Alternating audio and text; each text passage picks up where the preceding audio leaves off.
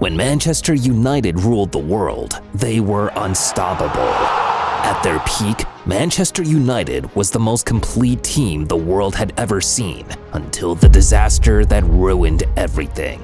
But the question is, just how good was prime Manchester United? Now this one goes back to the turn of the 21st century. In the 1998-99 season, United had emerged to become one of the best teams in the world. Before them, Liverpool used to be the kings of English football. But after the Premier League was renamed in 1992, it was clear who the new kings were.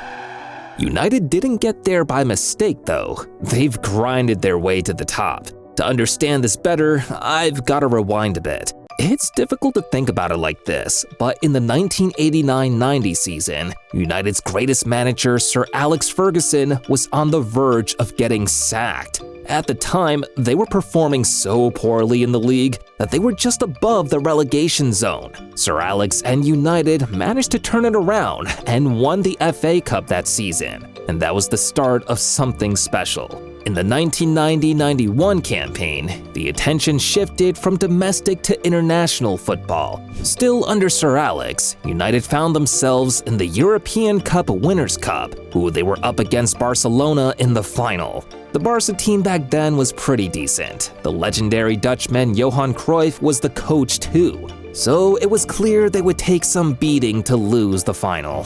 They won it 2-1, the first European trophy of the Sir Alex era. Fast forward to 2 years now, and at the start of the 1992-93 season, United was building something at the time that was simply going to be defined as special.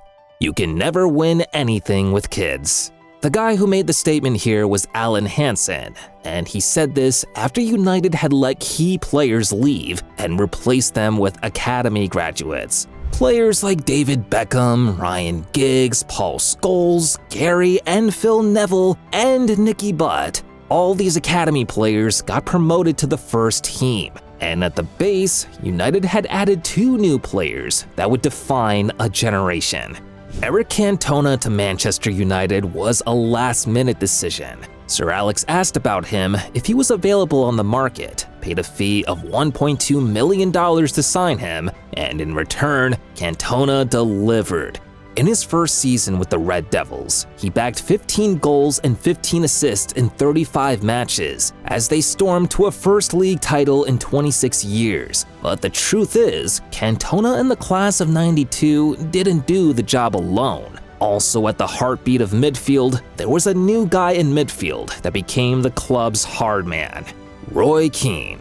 Keane signed from Nottingham Forest for $3.75 million. And by the time he'd gotten added to the squad, United looked like monsters. Players like Peter Schmeichel, Cantona, Giggs, Beckham, all these guys took United to a level they'd never experienced before. Between 1992 to 1997, United won 3 league titles, 2 FA Cups, and 3 Community Shields. For a club that was battling relegation only 7 years back, the turnaround was massive, and the best was still yet to come. That 1998-1999 season was an iconic one in football and Manchester United's history. United had finished second to Arsenal in the league the previous season, and looking to bounce back, they added players like Jaap Stam to the team, a colossus at center back. Dwight York had come in from Aston Villa, joining a team that already had players like Teddy Sheringham, Ole Gunnar Solskjaer, and Andy Cole in attack. And in case you're wondering where Eric Cantona was in all of this, he'd shocked the world by announcing his retirement months back. United entered the 1998-1999 season looking to bounce back and put in a decent charge to regain their league title. But they did more than that. They stunned the world. On the final day of the league season, this win over Spurs secured the league title in the most dramatic way possible. A 1-point win over Arsenal. The FA Cup final against Newcastle United was next, and this one just seemed to emphasize that popular saying that sometimes it's not really about the destination, it's the journey. Now, Ryan Giggs taking off his shirt was the highlight. United had gotten down to 10 men after Keane was sent off in the semi-final versus Arsenal. Should have lost the game in normal time, especially after Arsenal got a penalty to win it. But Kasper said no. Yeah, that save kept them in the game, and Giggs scored to make it 2-1 with that solo stunner and send United to the final. The match against Newcastle in the final was a bit more straightforward, a 2-0 win to ensure they landed the double. But it was more than that for United because, against the odds, they were on the verge of making history. The team traveled to Barcelona knowing what was at stake. A win against Bayern Munich here, and they'd win the Champions League and become the first team in the top European leagues to win the treble. It didn't mean Bayern Munich were going to be easy pushovers though. In fact, for large parts, they dominated the game and looked like they won it when that clock was seconds away from hitting 90 minutes. But there's a concept United and Sir Alex Ferguson became increasingly familiar with as the years passed. That iconic look at his watch could only mean one thing: it was Fergie time. Goals from Teddy Sheringham and Ole Gunnar sealed the win for United. They'd come from behind to win it 2-1 and complete a historic treble. The winning team of 1998-99 seemed to be United's peak at the time, because after that, the turn of the century, that is, what followed next, was the dark days. United's rise to the top didn't go unnoticed, and now certain clubs had started copying their models of success and trying to catch up to them. When Blackburn Rovers won the league in 1994-95, it seemed like they'd be the ones to rival United, but they fell off and quickly gave rise to a team from the capital playing some serious football. And just like that, the start of the early 2000s became a war between Manchester United and Arsenal. United won back-to-back Premier League titles in 2000 and 2001, but it was clear to anyone watching that there were cracks in the team that had started to show. Most of the key members of the treble-winning team had left. Teddy Sheringham was gone, Peter Schmeichel had followed suit, Jaap Stam was gone, and while United did manage to make a couple of decent signings, like a certain Dutch goal-scoring machine. Yes, him. On the pitch and the bigger picture, their rivals had caught up to them without anyone really noticing. I mean, at the end of the 2002-03 season, it all seemed normal. United had completed back-to-back-to-back Premier League wins, but at the detriment of a squad that was age. David Beckham left for Real Madrid that summer, and to make it worse, Sir Alex was considering leaving the team. He changed his mind though and promised to stay, but by the time all these internal issues were dealt with, United had fallen behind.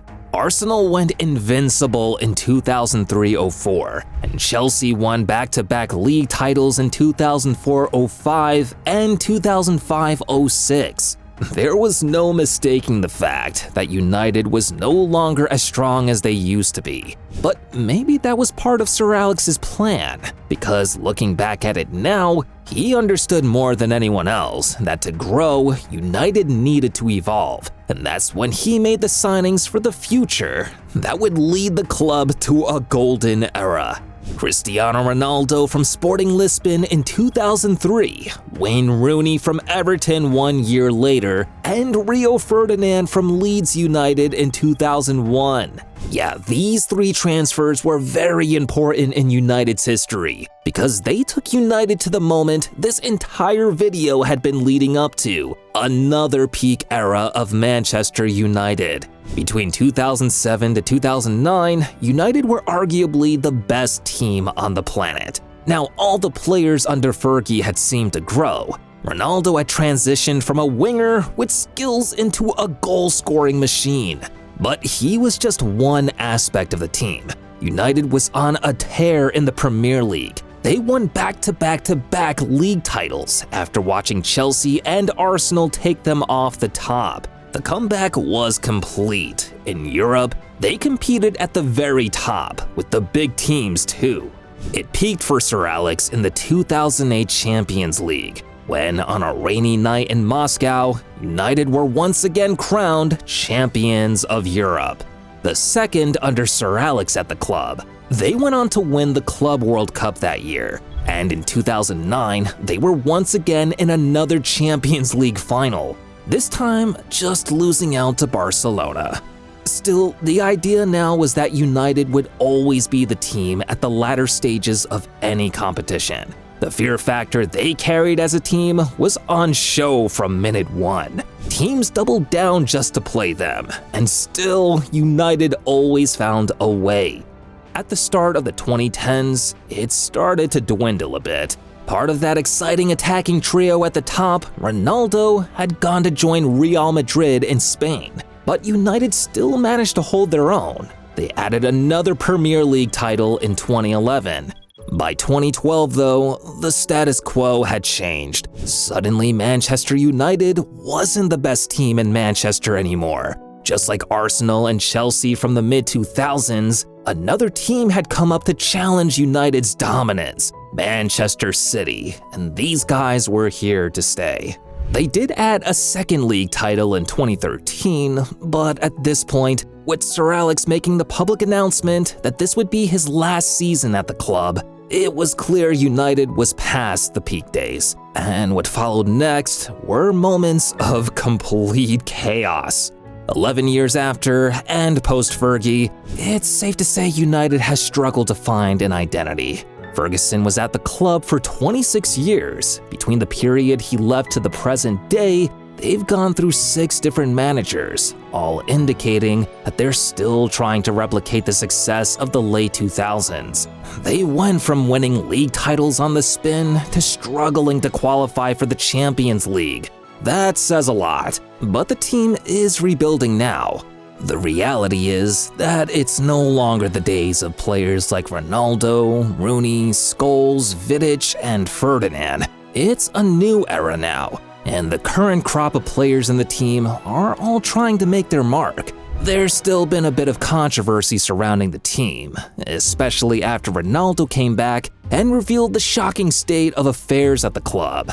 But under the new owner, Jim Ratcliffe, it looks like they're bent on fixing things, and if all goes well on the pitch, who knows? United might just be back to that peak era of the late 2000s football, or even surpass it. One thing's for certain though, they've all got to subscribe to Goal Zone first.